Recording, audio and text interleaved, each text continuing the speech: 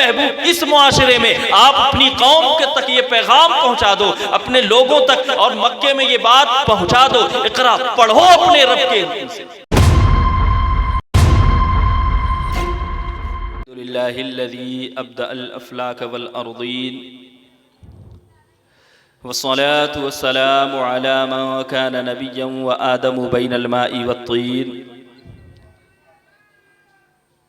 वस्सलातु वस्सलामु अला सय्यिदिल मुरसलीन व बअद फ़अऊज़ु बिल्लाहि मिनश शैतानिर रजीम बिस्मिल्लाहिर रहमानिर रहीम इक़रा बिस्मि रब्बिकल्लज़ी खलक़ खलक़ल इंसान मिन अलक़ इक़रा व रब्बुकल अकरम अल्लज़ी अल्लम बिल क़लम सदक़ल्लाहु मौलानल अलियुल अज़ीम व बल्लगना रसूलुहुन नबियुल अमीनुल मुईनुल मतीनुल करीम व नहनु अला ज़ालिका लमिनश शाहिदीन वश्शाकिरीन वल्हम्दुलिल्लाहि रब्बिल आलमीन। मुअज़्ज़ज़ सामईन, हाज़िरीन, बुज़ुर्गों, दोस्तों, हाज़िरीन महफ़िल, अज़ीज़ बच्चों, अस्सलामु अलैकुम व रहमतुल्लाहि व बरकातुहू। हज़रात मोहतरम, गुफ्तगू का आगाज़ हो उससे क़ब्ल आइए हम और आप अक़ीदत व मोहब्बत के साथ सबसे पहले मुस्तफ़ा चान रहमत शम्अ बज़्म में हिदायत पैकर जूद व सखावत यानी जिनकी शान इन्ना आतैना कल कौसर शाफ़ए महशर साक़ी कौसर हुज़ूर ताजदार मदीना राहत क़ल्ब व सीना अहमद मुज्तबा मुहम्मद अरबी रूह फ़िदा सल्लल्लाहु तआला अलैहि व आलिहि वसल्लम की बारगाह गुहरबार में बसत अदब व एहतराम दुरूद पाक का खिराज अक़ीदत पेश करें। पढ़ें बाआवाज़ बुलंद अल्लाहुम्मा सल्लि अला सय्यिदना व मौलाना मुहम्मदिन कमा तुहिब्बु व तर्दा बि अन तुसल्लि अलैहि सलातन व सलामन अलैका या हबीबी या रसूलल्लाह सल्लल्लाहु तआला अलैहि व आलिहि व अस्हाबिहि वसल्लम। बहुत मुख्तसर से वक्त के लिए मैं आप सबके दरमियान हाजिर हूँ और इंशाअल्लाह तबारक व तआला पूरी कोशिश, पूरी जिम्मेदारी के साथ आज का जो उन्वान है उसी के हवाले से मैं कुछ बातें आपके सामने रख कर आपको समझाने की कोशिश करूँगा। काबिल मुबारकबाद हैं हमारे बज़्म नूरी टीम के जुमला मेंबरान और बहुत काबिल मुबारकबाद हैं हमारे कबाड़ खाना के नई नौजवान बज़्म नूरी टीम कमेटी। माशाअल्लाह बज़्म नूरी टीम की कोशिशें हैं कि उन्होंने इस इलाके में आने के बाद हमारे लोगों को तलाश किया और हमारे लोगों के दरमियान से फिर जो इधर उधर हो चुके थे उन्हें अपने सामने पेश किया।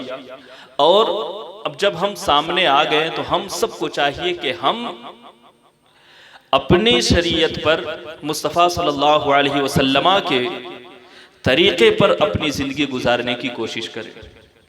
इसलिए कि इंसान ज़िंदगी जैसी भी गुजार ले हकीकत में ज़िंदगी का हक़ और ज़िंदगी का मकसद तभी अदा होगा, हमारे पैदा होने का मकसद तभी अदा होगा जब हम अपनी ज़िंदगी को मुस्तफ़ा सल्लल्लाहु अलैहि वसल्लम की ज़िंदगी के मुताबिक ज़िंदगी गुजारने की कोशिश करेंगे। अगर हमारे दिलों में अल्लाह तबारक व तआला की वहदानियत का अक़ीदा मौजूद है और साथ में मुस्तफ़ा सल्लल्लाहु अलैहि वसल्लम के आखिरी नबी अल्लाह के महबूब होने का अक़ीदा, उनकी मोहब्बत हमारे दिल में मौजूद है, तो फिर हकीकत में हमारी यहाँ भी कामयाबी है और वहाँ भी कामयाबी है। तो अल्हम्दुलिल्लाह बहुत खुशी होती है, ख़ास तौर से जब हमारे इस शहर भोपाल में कहीं भी ऐसे लोग जहाँ हमें पता भी नहीं होता कि शायद हमारी तादाद है, लेकिन हमारे लोग निकल कर आते हैं तो दिल से खुशी होती है। और ये सब हमारे बज़्म नूरी टीम की कोशिशें, माशाअल्लाह आप सब थे लेकिन उन्हें आपको तलाश किया और तलाश करने के बाद अवामी सतह पर पेश करने की कोशिश की। हज़रात मोहतरम, आज का मेरा जो उन्वान है वो सीरत मौलाए कायनात करमल्लाहु ताला वजहुल करीम और तालीम की अहमियत। अब वो तालीम उससे सिर्फ दीनी तालीम मुराद नहीं, बल्कि दीन के साथ साथ दुनियावी तालीम की भी अहमियत हमारा इस्लाम बताता है। सरकार मौलाए कायनात करमल्लाहु ताला वजहुल करीम के हवाले से इस महफिल पाक की निस्बत है। मौलाए कायनात की बारगाह में बस ज़्यादा वक्त नहीं, बिल्कुल मुख्तसर में सबसे पहले कि हम सब ने सुना है कि 13 रजब को आपकी विलादत हुई और काबे में विलादत हुई। हम सब ने सुना है मौलाए कायनात की विलादत कहाँ हुई? काबा में। और कमाल की बात यह है कि खाने काबा में मौलाए कायनात की विलादत हुई, लेकिन उन्होंने काबे को नहीं देखा, काबे को नहीं देखा, अपनी आंखें नहीं खोली। पूरे बनी हाशिम और कुरैश में ये बात फैल गई कि बनी हाशिम में एक बच्चा पैदा हुआ है, खाने काबा में उसकी विलादत हुई, लेकिन वो तो नाबीना है, वो तो आंखें ही नहीं खोलता, वो नाबीना अंधा पैदा हुआ है। बात घूमते घूमते मुस्तफ़ा सल्लल्लाहु अलैहि वसल्लम तक पहुंचती है। मुस्तफ़ा सल्लल्लाहु अलैहि वसल्लम तशरीफ़ लाते हैं और जैसे ही मौलाए कायनात को अपने गोद में उठाया, जैसे ही उठाया मौलाए कायनात ने आँख खोल दी। मैंने आलम तसव्वुर में मौलाए कायनात से पूछा कि ऐ मौला जरा बताएं तो सही, आप काबे में पैदा हुए, आपने आंख नहीं खोली, जैसे ही आप मुस्तफ़ा की गोद में आप आए, मुस्तफ़ा ने अपनी गोद में आपको उठाया, फिर उसके बाद आपने क्यों आंखें खोल दी? मौलाए कायनात तसव्वुर में जवाब इरशाद फरमाते हैं कि ऐ मेरे आशिक, अगर मैं काबे में अपनी आंख खोल देता तो मैं खाने काबा को देखता, लेकिन जब हुजूर के गोद में अपनी आंख को खोला तो मैंने काबा नहीं बल्कि काबे के काबे को देख लिया। तो ये कमाल की बात है कि मौलाए कायनात की जात वो जात है कि काबा में पैदा हुए, लेकिन सबसे पहले अगर किसी की जियारत की तो हम सब के नबी, आखिरी नबी मुस्तफ़ा सल्लल्लाहु अलैहि वसल्लम की जात है। तो हुजूर सल्लल्लाहु अलैहि वसल्लम की जियारत आपने की। और दूसरी बात आपने बारहा सुना है कि मौलाए कायनात हम सब की भी पैदाइश होती है, हम सब भी पैदा होते हैं, कोई घर में पैदा होता है, कोई हॉस्पिटल में, कोई कहीं पैदा होता है। मैंने आलम तसव्वुर में फिर सोचना शुरू किया कि मौलाए कायनात भी तो घर में पैदा हो सकते थे। आपकी विलादत, चूंकि वो हमल का वक्त ऐसा होता है कि हमारी खवातीन है वो तो घर पे होती है, आज के दौर में हॉस्पिटल है तो या तो हॉस्पिटल में होती हैं, लेकिन मौलाए कायनात खाने काबा में क्यों पैदा हुए? उनकी भी पैदाइश कहीं और हो सकती थी, आप भी घर पर या कहीं भी दूसरी मकामात पर आप पैदा हो सकते थे, लेकिन आप खाने काबा में ही क्यों पैदा हुए? बहुत सोचता रहा। बहुत सोचने के बाद जब मौलाए कायनात का निकाह होता है फातिमा ज़हरा सलामुल्लाह अलैहा सैयदे कायनात से, तो फिर तब मेरे समझ में आया कि मौलाए कायनात की विलादत खाने काबा में क्यों हुई। तो मेरे इश्क ने जवाब दिया कि मौलाए कायनात की विलादत खाने काबा में इसलिए हुई, जब सैयदे कायनात से मौलाए कायनात का निकाह हो जाता है तो ये बात अपने आप पता चल जाती है कि अल्लाह तबारक व तआला ने मौलाए कायनात को खाने काबा में इसलिए पैदा फरमाया कि अगर बेटा, अगर लड़का खाने काबा में पैदा हो तो लड़की फिर मुस्तफ़ा सल्लल्लाहु अलैहि वसल्लम के घर में पैदा होने वाली चाहिए। इसलिए कि मुस्तफ़ा सल्लल्लाहु अलैहि वसल्लम जब बेटा खुदा के घर का होगा तो बेटी मुस्तफ़ा के घर की होगी, फिर इन दोनों का मिलन होता है। तो हज़रात मोहतरम, विलादत खाने काबा में इसलिए हुई कि कोई एतराज़ ना कर सके कि मौलाए कायनात तो खाने काबा में पैदा हुए थे, फिर आपका निकाह ऐसे वैसे क्यों हो गया? तो अगर मौलाए कायनात की विलादत अल्लाह के घर में हुई थी तो सैयदे कायनात की विलादत मुस्तफ़ा सल्लल्लाहु अलैहि वसल्लम और अल्लाह के महबूब के घर में हुई थी। तो हज़रात मोहतरम, मौलाए कायनात की ज़ात बहुत बड़ी है। आप की शुजात और बहादुरी का हम वाक़या सुनते रहते हैं। आपने सुना है ना कि मौलाए कायनात बाबे खैबर को अपने बाएं हाथ से, जिसको कई लोग मिल के उठा नहीं पाते थे, मौलाए कायनात ने उसको तन्हा उखाड़ कर फेंक दिया था, तन्हा। लेकिन कमाल की बात देखें कि मौलाए कायनात खुद फरमाते हैं कि मैंने जंग के वक्त पे तो उखाड़ कर फेंक दिया उसे, अब जब जंग खत्म हो गई तो मैं बैठा हुआ था, वजू करते वक्त मेरे दिल में ख्याल आया कि चलो फिर से ट्राई करते हैं खैबर को उठाने की। फिर से देखता हूँ, खैबर को उठाने की कोशिश करता हूँ। मौलाए कायनात फरमाते हैं कि मैं गया और खैबर को उठा रहा हूँ तो वो हिलने की भी ताकत मुझ में नहीं है, हिलने की भी ताकत नहीं है। मैंने हुजूर अकरम सल्लल्लाहु अलैहि वसल्लम के पास हाजिरी दी और हाजिरी देने के बाद मैंने कहा कि हुजूर बात ऐसी है कि मैं तो जंग के मैदान में खैबर को अपने बाएं हाथ से उखाड़ कर फेंक दिया था, बाद में मेरा ख्याल आया कि मैंने अब तो इसे उठाना है, तो वो तो हिलने का नाम नहीं ले रहा है। तो मौलाए कायनात से प्यारे आका सल्लल्लाहु अलैहि वसल्लम इरशाद फरमाते हैं, अली जिस वक्त तुमने खैबर को उखाड़ा था वो तुम्हारी अपनी ताकत नहीं थी, बल्कि वो अल्लाह तबारक व तआला ने तुम पर करम फरमाया था। तुम अल्लाह की रजा की खातिर जंग में गए थे तो अल्लाह ने ये ताकत अता फरमाई कि तुमने बाबे खैबर को एक हाथ से उठाकर फेंक दिया। अब तुम अपनी ताकत आजमा रहे थे तो तुमसे हिल नहीं सका। हज़रात मोहतरम, पता ये चला कि जब काम अल्लाह की रजा के लिए किया जाता है तो अल्लाह तबारक व तआला की मदद भी उसमें शामिल हो जाती है। और जिस शख्स से बाबे खैबर उठ जाए, खुद फरमाते हैं कूफा के मैदान में काफ़ी उम्र आपकी हो गई थी तो आप एक जगह बैठे थे और एक अखरोट को तोड़ रहे थे। वो अखरोट आपसे टूट ही नहीं रहा था, वो टूट ही नहीं रहा था। एक शख्स आया और उसको तलाश करना था मौलाए कायनात। उस वक्त आप कोफा के अमीरुल मोमिनीन भी थे, तो पूछा कि अमीरुल मोमिनीन कहाँ हैं? तो किसी ने इशारा किया कि वो जो बैठे ना वही हैं। वो शख्स जाता है, जाने के बाद देखता है कि वो जिसकी तरफ इशारा किया गया था वो अमीरुल मोमिनीन है। वो मौलाए, उनकी शुजाअत, उनकी बहादुरी के चर्चे तो उसने सुन रखा था कि वो खैबर को उखाड़ कर फेंक देते, आपके मुकाबले में जितने लोग आए आप सबको नारे जहन्नम कर देते हैं। तो वो करीब गया और जाने के बाद कहता है कि वो मौलाए कायनात अखरोट तोड़ने की कोशिश कर रहे थे, अखरोट टूट ही नहीं रहा है। तो वो शख्स कहता है कि हंसने लग गया, कुछ कहा नहीं, हंसने लग गया। मौलाए कायनात ने कहा कि क्या सोच रहे हो? कहा नहीं कुछ नहीं, बस ऐसे ही मुस्कुरा रहा हूँ। तो मौलाए कायनात ने फरमाया कि तुम जो सोच रहे हो मैं समझ चुका हूँ। कहा क्या सोच रहे हैं? तो मौलाए कायनात फरमाते कि तुम ये सोच रहे हो ना कि इस शख्स से एक अखरोट नहीं टूट रहा तो बाबे खैबर ये कैसे उखाड़ सकता है? वो शख्स कहता है हाँ मैं यही सोच रहा हूँ। मौलाए कायनात फरमाते हैं शख्स सुनो, ये अखरोट मैं अपने जिस्म की तवानाई के लिए तोड़ रहा हूँ, मैं इस पर ज्यादा जोर नहीं लगा सक रहा हूँ, लेकिन वो मैं अल्लाह की रजा के लिए। तुम आज भी बाबे खैबर ले आओ, अली के हाथ में वो कुव्वत और ताकत आज भी मौजूद है। कोई खैबर हो फिर मौलाए कायनात उसे आज भी उखाड़ कर फेंक सकता है, इसलिए कि वो अल्लाह की रजा के लिए, अल्लाह के दीन के लिए होता है। तो हजरत मोहतरम सरकार मौलाए कायनात रज़ियल्लाहु ताला अन्हु करमल्लाहु वजहुल करीम की बहुत बड़ी शान है, बहुत बड़ी शान है। हजरत मोहतरम ठंड भी बहुत ज़्यादा है और इस हवाले से बहुत गुफ्तगू मैं नहीं चाहता कि आगे बढ़ाऊँ। जो मेरा बहुत अहम टॉपिक है और हमारे लिए बेहद ज़रूरी है वो तालीम की अहमियत।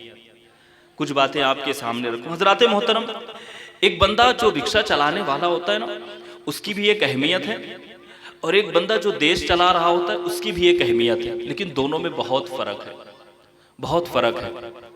वो फर्क ये है कि इंसान एक देश चला रहा है, एक रिक्शा चला रहा है, ये हमारी नज़र में ये फर्क है। लेकिन अभी जैसे हम आए तो आने के बाद क्या हुआ कि हमारे भाइयों ने, चाहने वालों ने एक इस्तकबाल के तौर पे मुझे फूल पेश किया। हमारे कुछ भाइयों के कुछ रह गए, अब वो ये सोच रहे होंगे कि हमें क्यों नहीं पहनाया गया, हमें तो पूछा ही नहीं गया। हज़रात मोहतरम, आप इससे शर्मिंदगी का एहसास ना करें, बल्कि ये सोचें कि हम जिस नबी की महफिल में आए हैं, अगर उस नबी की महफिल की बात सुनेंगे, उस नबी की बात सुनेंगे और उस नबी की बातों पर अमल करेंगे तो हमारा ये फूलों से इस्तकबाल तो दूर, हमारे रजिस्टर में, हमारे नामे आमाल में नेकियां लिख दी जाएगी। तो ये फूलों से कहीं बढ़कर हमें तोहफा मैदान महशर में अल्लाह तबारक व तआला अता फरमाएगा। तो हजरत मोहतरम मायूस नहीं होना चाहिए। हाँ, तो मैं अर्ज कर रहा था, लेकिन जो बंदा देश चला रहा हो, रिक्शा चला, बहुत फर्क है, बहुत, दोनों के मुकाबला किया जाए तो बहुत फर्क है। लेकिन हकीकत में कामयाब वही है, इज्जत उसी की होगी जिसके दिल में अल्लाह और उसके रसूल की इताअत, उसकी फरमाबरदारी मौजूद है। हमारे बीच में, हमारे दरमियान उसी की अहमियत है। हजरत मोहतरम, वक्त गुजरता रहा, 21वीं सदी में, 22वीं सदी में आज हम दाखिल हो चुके हैं, और उसके बाद हम देख रहे हैं कि तालीम की अहमियत दिन ब दिन बढ़ती चली जा रही है। तालीम की अहमियत बढ़ती चली, उसका कोई मुकाबला नहीं कर सकता। और कमाल की बात यह है कि इस्लाम के खिलाफ मंसूबे आज से नहीं बनाए जा रहे, बल्कि तवील मुद्दत से बनाए जा रहे हैं। और ख़ास मंसूबा यह है कि इनके बच्चों को तालीम से दूर कर दिया जाए। हज़रात मोहतरम, वो मंसूबे कोई मामूली नहीं है, वो बहुत सारे मंसूबे, बहुत सारे मंसूबे। आज देखें, जहाँ इस्लामी ममालिक पूरी दुनिया में 57 या 58 है, लेकिन हमारी तालीम जो 1000 साल तक मुस्तफ़ा सल्लल्लाहु अलैहि वसल्लम पर अल्लाह तबारक व तआला ने सबसे पहले वही फरमाई थी, वो लफ्ज़ इक़रा था। पढ़ो पढ़ो पढ़ो। ये नहीं कहा गया कि पहले, ये अल्लाह तबारक व तआला ने नहीं किया कि पहले नमाज की आयतें, फिर उसके बाद रोज़ों की आयतें, फिर उसके बाद हज व ज़कात, कोई आयत नहीं आप अल्लाह तबारक व तआला ने नाजिल फरमाई। सबसे पहले जो आयत नाजिल फरमाई वो इक़रा थी, इक़रा थी, यानी पढ़ो। लेकिन हमारे खिलाफ एक पूरी प्लानिंग के साथ, पूरे मंसूबे के साथ पूरी दुनिया कोशिश में लगी है कि इस कौम को अगर पढ़ने दिया जाए तो ये फिर से वैसे ही दुनिया में छा जाएंगे जैसा कि चंद साल पहले थे। हज़रात मोहतरम, जो मुस्तफ़ा सल्लल्लाहु अलैहि वसल्लम से दरसगाह चली थी, जो तालीम वहाँ से लोग हासिल की, तो तकरीबन 1000 साल तक, 1000 साल तक उम्मत मुस्लिमा पार्लियामेंट से लेकर मस्जिद तक, मदरसों से लेकर दुनिया की बड़ी बड़ी मसाजिद तक, दुनिया के हर मकाम पर इमामत करते हुए नजर आए हैं। लेकिन आज हमारी हालात पीछे चली जा रही। हज़रात मोहतरम, हम अपने बच्चों को अगर मैं नहीं पढ़ सका, हम नहीं पढ़ सके, तो हमारी कोशिश ये होनी चाहिए कि हम अपने बच्चों को पढ़ाएं। तालीम की बहुत अहमियत है, बहुत अहमियत है। हज़रात मोहतरम, आप जानते हैं, एक हमारे मुआशरे में एक बंदा होता है मैकेनिक, कोई इलेक्ट्रीशियन होता है, यानी हर बंदे का एक एक तबका है। हम डॉक्टर के पास जाते हैं तो जाने के बाद हम उसके पास बड़े अदब से खड़े हो जाते हैं। वजह क्या है? वजह क्या है कि उसके पास इल्म है, वो डॉक्टर है, वो इल्म रखता है, हम उसके इल्म की इज्जत कर रहे होते हैं। अगर वही इंसान, अगर उसके पास इल्म ना हो तो हम उसकी इज्जत नहीं करेंगे। ये बिल्कुल फैक्ट है, एकदम सच है कि अगर कोई बंदा आम तौर से घूमते रहता है तो हम उससे तू तड़ाक से बात करते, उसको अहमियत नहीं देते। लेकिन जैसे ही हम देखते हैं कि कोई बंदा ऐसा है जिसके पास, चाहे मिसाल के तौर पर हमारे भाई जो काम कर रहे होंगे, तो जो उसे कोई चीज सिखाता है, कोई मैकेनिक है, कोई इलेक्ट्रीशियन, जिससे वो सीखता है उसका अदब करता है। क्यों करता है? कि उस बंदे को उसने सिखाया हुआ है, तो इस वजह से उसका अदब कर रहा होता है। इस तरीके से जो बंदा जिस एतबार से भी महारत हासिल रखता है, जिसके पास जिस चीज का भी इल्म है, तो दूसरा बंदा उसके इल्म की वजह से उसकी इज्जत करता है और मुआशरे में उसकी एक अपनी हैसियत हो जाती है। लोग उसको इज्जत की निगाह से देखते हैं, उससे अदब के साथ बात करते हैं। जब उसके पास जाते हैं तो बड़े अदब के साथ खड़े होते हैं। हज़रात मोहतरम, ये सिर्फ किस वजह से? सिर्फ इल्म और तालीम की बुनियाद पे, तालीम की बुनियाद पे।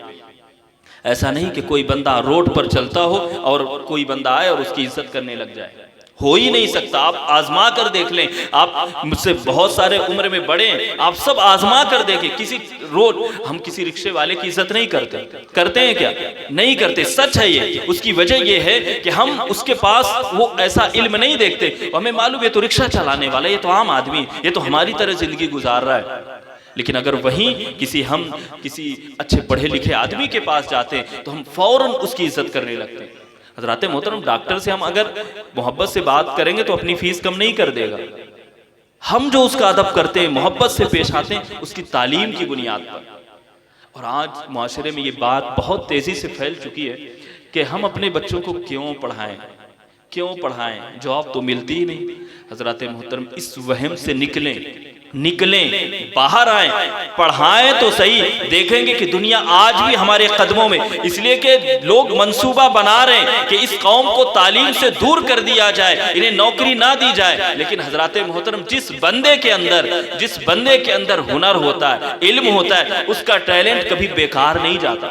कभी नहीं जाता। आप पढ़ें तो सही, देखें अल्लाह की मदद कैसे हासिल होगी। हमने पहले ही दिल में ये गलतफहमी और नेगेटिविटी ले ली हमने कि अरे हम पढ़ के क्या करेंगे, अपने बच्चों को पढ़ा कर क्या करेंगे। हज़रात मोहतरम, जाहिल रहने से कहीं अच्छा है कि अपने बच्चों को तालीम याफ्ता बना दिया जाए, फिर देखें तब्दीली आएगी। हमारी कौम बहुत पीछे चली जा रही है। आपको मालूम है हमारे हिंदुस्तान में नहीं पूरी दुनिया में एक बहुत बड़ा मंसूबा है, वो ये कि हर बंदा चाहता है, एक जो मेडिकल साइंस वाला बंदा है वो उसने पढ़कर इतनी कोशिश की कि जैसे कोई एक इंसान दूसरे इंसान की खिदमत करता है, तो मेडिकल साइंस वालों ने इतनी कोशिश की कि इंसानों से काम न करवा के उसने रोबोट तैयार कर दिया कि अब वो इंसान का काम कर रहा है। तो उसकी एक अपनी अलग सोच है। और जो पार्लियामेंट से ताल्लुक रखते हैं, राजनीतिक से ताल्लुक रखते हैं, उनका मंसूबा ये कि हम सिर्फ अपनी राजनीति करें, दूसरों को आगे ही ना बढ़ने दें। इस एतबार से बंदा हर एतबार से कोशिश करता चला जा रहा है। लोगों ने कोशिश की, कोशिश करते करते चांद तक पहुंच गए। लोग ये कोशिश कर रहे हैं कि पहाड़ों में खेती कर रहे हैं। लोग यहां तक पहुंच गए कि चांद में हमें प्लॉट खरीदना है, वहां घर बनाना है, लोग वहां तक की खरीदी कर ले रहे हैं। लेकिन हमारी कौम कहां जा रही है? जिस कौम की इब्तिदा ही इकरा से थी, वो कौम आज सबसे पीछे नजर आ रही है। हज़रात मोहतरम, गूगल एक डाटा पेश करता है, वो ये कि दुनिया में हमारी शुरुआत इकरा से हुई, हमें पढ़ने का हुक्म दिया गया, लेकिन कुर्बान जाएं आज हमारी हालत ये हो गई है। अफसोस की बात ये है कि दुनिया में जो सबसे ज्यादा आगे है जो कौम, वो यहूदी कौम। उनका एक बच्चा सालाना 460 घंटे पढ़ाई करता है, 460 घंटे। इसलिए वो आज आगे, हमसे बहुत आगे, टेक्नोलॉजी के मामले में, तालीम और तरबियत के मामले में, नौकरी पेशे के मामले में, हर मामले में हमसे बहुत आगे। क्यों? क्योंकि वो पढ़ते हैं। और दूसरी कौम जो है, जो हमसे आगे, वो 440 घंटे पढ़ती है, ईसाई कौम हमसे बहुत आगे। लेकिन जब हम अपने कौम की बात करते हैं, अपनी कौम की बात करते हैं, तो हमारी कौम मुस्लिम कम्युनिटी, और कमाल की बात यह है कि दुनिया में सबसे दूसरे नंबर पे सबसे बड़ी तादाद वाली कौम हमारी कौम है। लेकिन आज कोई हमारा रहनुमा नहीं, कोई हमारी तायीद करने वाला नहीं, कोई हमारा बड़ा ऐसा नहीं कि जिसके नक्शे कदम पर हम चल सके, जो हमारी रहनुमाई करता हुआ नजर आए। हज़रात मोहतरम, हमारी हालत क्यों है ऐसी मालूम है?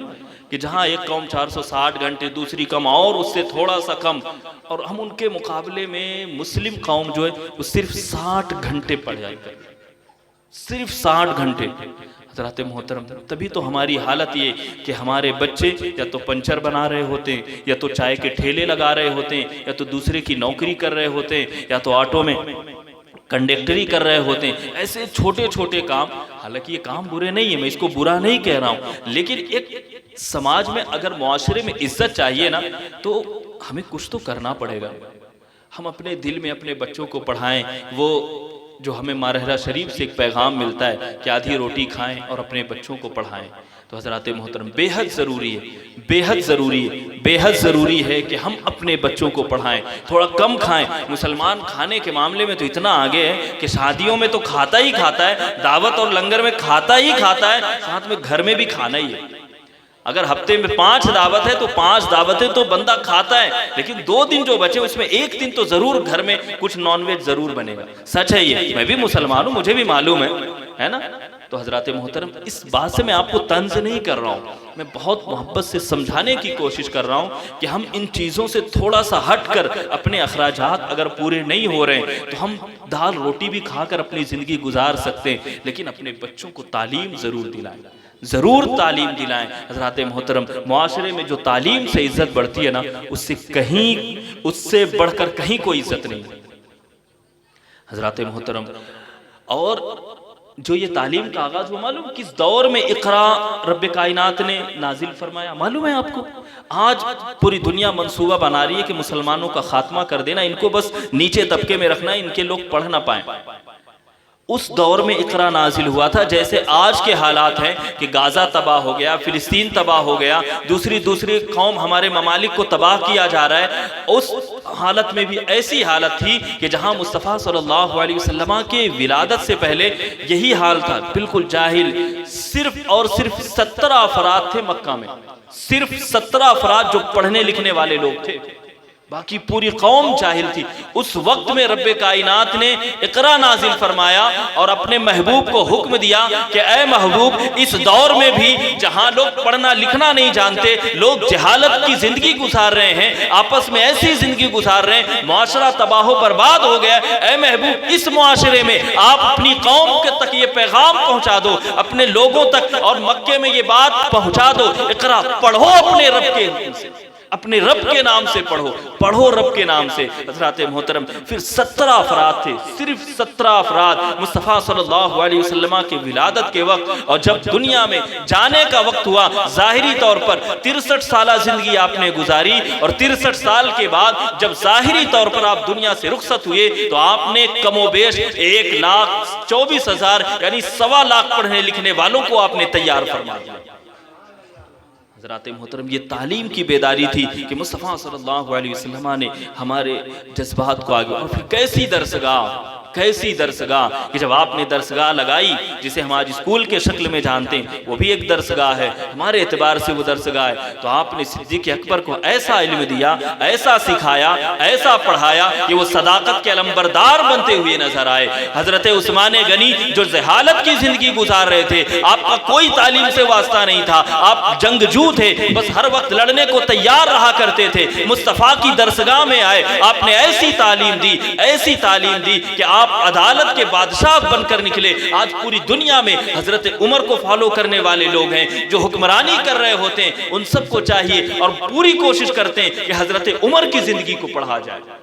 हजरत मोहतरम, ये मुस्तफ़ा की दरसगाह से पढ़ने वाले लोग हैं। हजरत उस्मान गनी जब मुस्तफ़ा की दरसगाह में आए, खाली हाथ आए थे, आप सखावत के, शर्म हया के पैकर बनकर नजर आए। मौलाए कायनात आए तो शुजात का पैकर बनकर चमके। तो हजरत मोहतरम, ये दरसगाह जो उस वक्त से चली थी, 1000 साल तक उसकी निस्बतें बाकी रहीं। और हजरत मोहतरम, कमाल की बात यह है कि आज हमारा मुआशरा इतना ख़राब हो गया है कि हमें अल्लाह तबारक व तआला ने कुरान मजीद में जिक्र फरमाया, हमें रब फरमाता है कुंतुम खैरा उम्मतिन, तुम बेहतरीन उम्मत हो, तुम बेहतरीन उम्मत हो। इसलिए क्यों? कुंतुम खैरा उम्मतिन उखरिजत लिन्नास तअमुरून बिल मारूफ, हम उन लोगों में से निकाले गए ना जो भलाइयों का हुक्म देते हैं, बुराइयों से रोकते हैं। हजरत मोहतरम, आज तो हम भलाइयों की तरफ जाते ही नहीं, किसी को बुलाना है तो सिर्फ बुराई की तरफ। हम ऐसे कैसे हो गए कि जिस उम्मत को, यानी हमें अल्लाह तबारक व तआला ने कुरान में याद फरमाया और कुंतुम खैर के नाम से याद फरमाया, फिर हजरत मोहतरम हम कहाँ चले गए, हम कितना पीछे चले गए। हजरत मोहतरम, अपने अंदर बेदारी पैदा करें। और कमाल की बात बताऊं, जिन 17 लोगों की बात मैं कर रहा था कि 17 अफराद पढ़ने लिखने वाले थे, एक जंग हो, और जंग में मालूम है जब मुसलमानों को फतह हासिल हुई तो अल्लाह के रसूल सल्लल्लाहु ताला अलैहि वसल्लम ने, चूंकि जंग का मामला ये होता है कि जो पकड़े जाते हैं उन्हें बंदी बनाकर ले आया जाता था, तो बहुत सारे कैदी बनकर आए।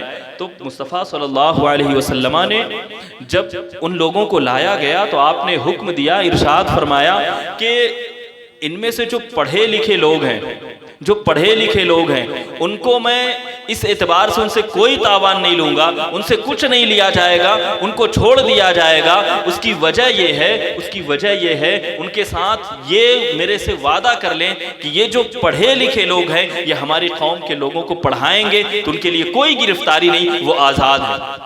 हजरत मोहतरम, पता चला कि उस वक्त भी जो तालीम याफ्ता थे वो आज़ादी की ज़िंदगी गुजार रहे थे, तो हजरत मोहतरम, अगर आज हम पढ़ लेंगे तो क्या आज़ादी की ज़िंदगी नहीं गुजारेंगे? यकीनन गुजारेंगे। अल्लाह रब्बुल इज़्ज़त से वाबस्तगी रखें, यकीन माने हमारी कौम फिर से बदलेगी। और फिर हमने देखा कि जो 17 अफराद थे उन लोगों ने ऐसा इंकलाब बर्पा किया कि मुस्तफ़ा सल्लल्लाहु अलैहि वसल्लम के आखिरी उम्र में 1.25 लाख लोग पढ़ने लिखने वाले तैयार हो गए।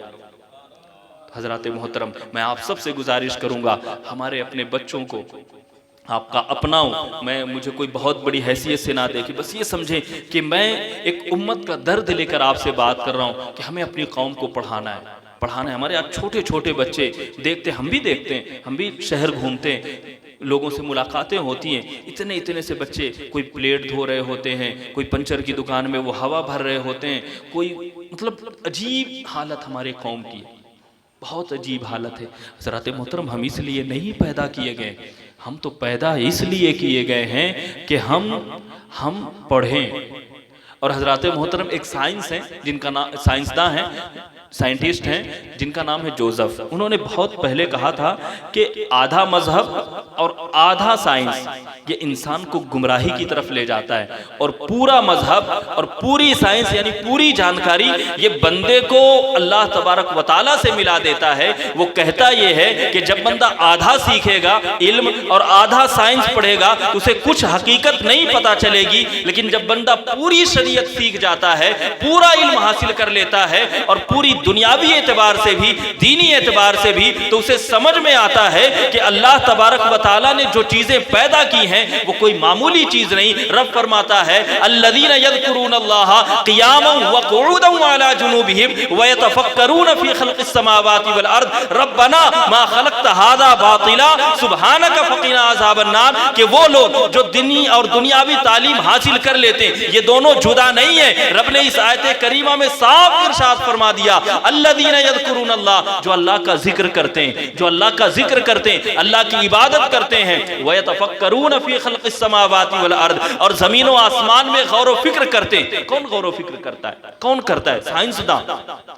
साइंसदान जो जितना पढ़ेगा ना तो वो ज़मीन व आसमान में गौर। हमें तो सिर्फ थोड़ी चीज़ों से मतलब है, हमने नमाज पढ़ ली, बात ख़त्म हो गई, उसके बाद ये सब चीज़ों से हम दूर होते हुए नजर आते हैं। हज़रत मोहतरम, रब बहुत पहले रब ने कुरान में इरशाद फरमा दिया था कि जो अल्लाह का जिक्र करते हैं, यानी नमाज, रोजा, हज, ज़कात की तरफ हैं, और वो यतफ़क्करून फ़ी ख़ल्क़िस समावाति वल अर्द, जो अल्लाह तबारक व तआला ने पैदा किया ज़मीन व आसमान, उसमें गौर व फिक्र करते हैं, रब्बना मा ख़लक़्त हाज़ा बातिला, वो कहते हुए नजर आते हैं कि मौला तूने कैसी शान, तू कैसी शान का मालिक है, तूने क्या क्या चीजें पैदा फरमा दी। सुब्हानका फ़क़िना अज़ाबन नार, मौला तेरी जात पाक है, तेरी जात पाक है, मौला हमें जहन्नम से दूरी अता फरमा दे, दूरी अता फरमा दे। हज़रात मोहतरम, पता ये चला कि इल्म दीन हो या दुनियावी इल्म हो, वो दोनों एक हैं। बंदे जब दोनों को सीख लेते हैं तो अल्लाह की कुर्बत हासिल कर लेते हैं, और जब कुर्बत हासिल कर लेते हैं तो फिर यही कहते हुए नजर आते हैं, मौला तेरी ज़ात पाक है,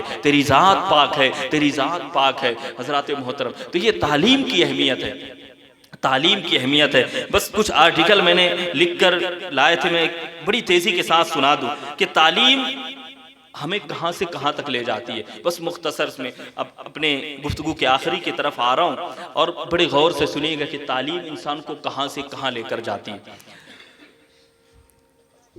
और उसके तालीम के फ़ायदे क्या हैं। सबसे पहले जहालत से नजात मिल जाती है। सबसे पहले बंदा जब तालीम याफ्ता होता है ना, तो वो जहालत, जाहिल होने से पाक हो जाता है। वो ये सबसे बड़ी खूबी है कि इंसान जाहिल नहीं रह जाता।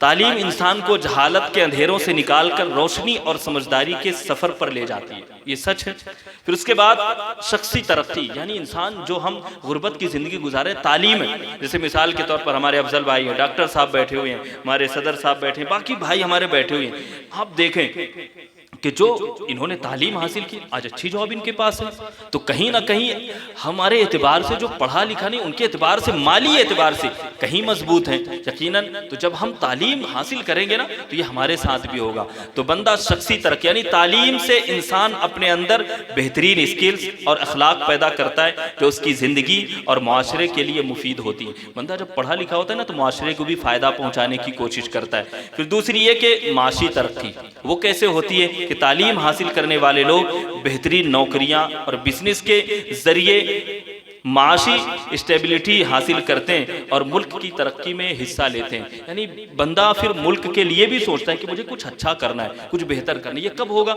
जब बंदा तालीम याफ्ता होगा। फिर उसके बाद समाज बेहतर हो जाता है। वो कैसे? कि तालीम एक इंसान को समाजी मसाइल का हल समझाने और दूसरों की मदद करने के लिए तैयार करती। यानी उसके अंदर जब वो सीखता है ना, पढ़ता है ना, तो उसके दिल में एक जज्बा पैदा होता है कि मुझे अपने बच्चों को सिखाना है, अपने माशरे को दुरुस्त करना है। फिर उसके बाद इल्म और शऊर, तालीम इंसान में शऊर और फैसले करने की सलाहियत पैदा करती है, जिससे वो अपने लिए बेहतरीन फैसले कर सकता है। हम जज्बात में बहुत कुछ कर जाते हैं, लेकिन जब तालीम याफ्ता बंदा होता है ना, तो फिर वो उस एतबार से बहुत समझदारी के साथ फैसला करता है।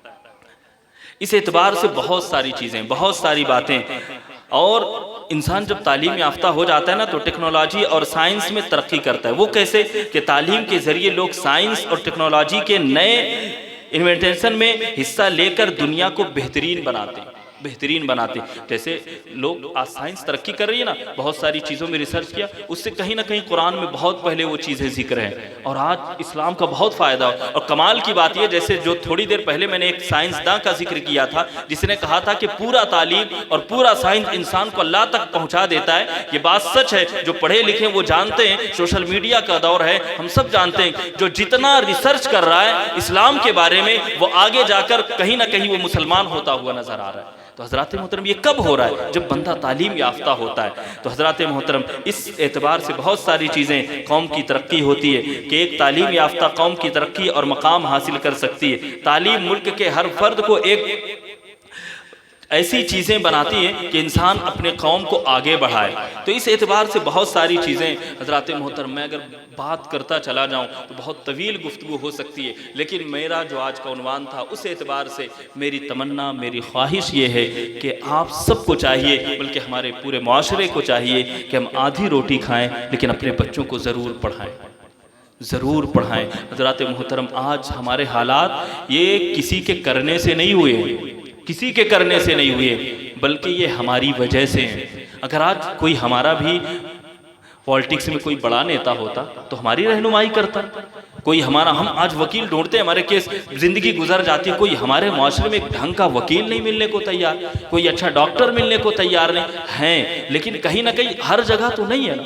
उसकी वजह क्या है हज़रात मोहतरम? जब हमारे पास हमारा रहनुमा ही नहीं होगा तो फिर हमारी कौम कैसे तरक्की करेगी, कैसी तरक्की करेगी? हमने 1000 साल तक पार्लियामेंट में इमामत की है, 1000 साल तक। आप देख ले पार्लियामेंट में, और हमारे इमाम थे मसलके अहले सुन्नत वल जमात के इमाम थे। हज़रात मोहतरम, जंग आज़ादी में कौन लोग थे? लोग कितनी भी बातें दूसरों की कर लें, लेकिन जब अल्लामा फजल खैराबादी ने जो फतवा दिया था ना, अगर वो फतवा आप नहीं तहरीर फरमाते तो इंकलाब, जिंदाबाद के नारे और आज़ादी का जज्बा लोगों के दिलों में पैदा नहीं होता। हज़रात मोहतरम, ये हमारे उलमा ने, हमारी कौम ने एक बहुत हमारे माशरे को और हमारे हिंदुस्तान में तो बहुत बड़ा किरदार है, बहुत बड़ा किरदार है, लेकिन उस चीज़ से हम पीछे हटते हुए चले जा रहे हैं, इसलिए हम नुकसान की तरफ चले जा रहे हैं। हज़रात मोहतरम, पूरा इरादा बनाएं कि हमें अपने बच्चों को पढ़ाना है। अब बहुत बड़ी बात मैं नहीं कर रहा, आज हमारे इदारे वाले भी, हमारे इदारे वाले यानी जहाँ सिर्फ बीच में जो मदरसे हुआ करते थे, अभी बीच में 20-25 साल 100 साल मान लीजिए, ऐसा हुआ कि बस ये लगने लगा कि मदरसों में तो सिर्फ दीनी तालीम हासिल होती। हज़रात मोहतरम, मदरसा ही यूनिवर्सिटी हुआ करता था, वहाँ एक ही छत के नीचे दीनी तालीम भी और दुनियावी तालीम भी लोग हासिल किया करते थे। हमारे उलमा की तारीख उठा लें, हुजूर सरकार आला हजरत की ज़ात है। अब देखें कितने आपको ज़बानों पर, कितने उलूम पर आपको महारत हासिल थी। हमारे बहुत सारे लोग हैं जो साइंसदान गुजरे, वो कहीं और नहीं, मदरसों से उन्होंने तालीम हासिल की। अब हमारे मदारिस भी कोशिश करें, हमारे इदारे में भी बहुत सारे इदारे ऐसे हो गए कि जहाँ तालीम दुनिया की थी वहाँ स्कूल भी चालू कर दिया गया कि हमारा बच्चा जहाँ दीनी इल्म सीखे ना, वहाँ दुनियावी इल्म भी सीखता हुआ नजर आए। इसलिए कि दोनों अलग चीज़ें नहीं हैं, अलग चीज़ें नहीं हैं, दोनों एक है। इसको हमें अलग नहीं करना है, हमें शरीयत भी और दुनियावी तालीम को साथ में रख कर चलना है। तो हज़रात मोहतरम, अपने बच्चों को पढ़ाएं। और शरीयत से एक बात मुझे याद आई कि आज बहुत से लोग हैं जो शरीयत और तरीक़त को अलग करते हुए नज़र आ रहे हैं। जिस तरीके से हमने दीनी तालीम और दुनियावी को अलग करने की कोशिश की, उसी तरीके से हम शरीयत और तरीक़त को, हमारे बहुत सारे भाई और अपने आप को अल्लाह वाला कहते हुए नज़र आते हैं, और उनसे सिर्फ एक बात कह दिया जाए ना कि साहब नमाज का वक्त हो गया, नमाज पढ़ ले, तो उनके चाहने वाले भी और वो खुद ये कहते हुए नज़र आते हैं, नहीं नहीं हमारे पीर साहब तो बहुत पहुँचे हुए हैं, बहुत पहुँची हुई, इनकी नमाज यहाँ अदा नहीं होती, ये तो मक्का मुकर्रमा में और मदीना मुनव्वरा में नमाज अदा करते हुए नज़र आते हैं। हज़रात ये सच है, मैं भी ऐसे लोगों से मिलता हूँ, ऐसा नहीं है। हज़रात मोहतरम हम कहाँ पहुँच गए, जो नमाज हुजूर अकरम सल्लल्लाहु अलैहि वसल्लम और फिर जो तमाम वलियों के सरदार हैं सरकार गौसे आज़म रज़ी अल्लाह ताला अन्हु पर, उन पर छूट नहीं थी, वो नहीं छोड़ सकते थे, तो आज हम और आपकी क्या हैसियत है कि हम नमाज को तर्क कर दें। हज़रात मोहतरम तरीक़त और शरीयत दोनों एक है, जब बंदे दोनों पर अमल करते हैं तो फिर वो अल्लाह के कुर्ब को पा जाते हैं, अल्लाह के महबूब हो जाया करते हैं। तो हज़रात मोहतरम इस तरीके से अलग करने की कोशिश ना करें, बगैर बंदा शरीयत के इल्म के बगैर वो तरीक़त तक पहुँच ही नहीं सकता। अरे जो हमारे सामने नमाज नहीं पढ़ता वो कैसे पीठ पीछे मदीने में नमाज अदा कर लेगा, या दिल्ली के जामा मस्जिद में, भोपाल की जामा मस्जिद में नमाज अदा कर लेगा। हज़रात मोहतरम हो ही नहीं सकता। कोई बंदा अल्लाह वाला तभी हो सकता है जब वो शरीयत की मुकम्मल पाबंदी करे। मुकम्मल नमाज किसी पर माफ नहीं है, किसी पर, यहाँ तक कि हमारी शरीयत में कि अगर बंदा बिस्तर पर लेटा है तो वो लेट कर नमाज अदा करे, नमाज उस पर भी माफ नहीं है।